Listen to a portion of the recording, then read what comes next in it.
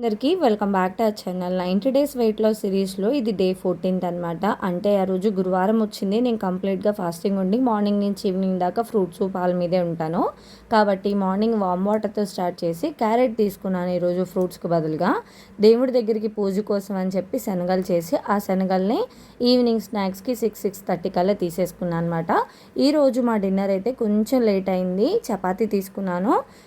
శనగలు తీసుకోవడం వల్ల కొంచెం హెవీగా అనిపించింది నాకు. అందుకని చెప్పి ఒకటే రోటీతో నా డే ఫినిష్ చేసి ఈవినింగ్ మళ్ళీ పడుకునేటప్పటికల్లా మళ్ళీ ఒక గ్లాస్ నిండా మజ్జిగ తాగేసాను అనమాట.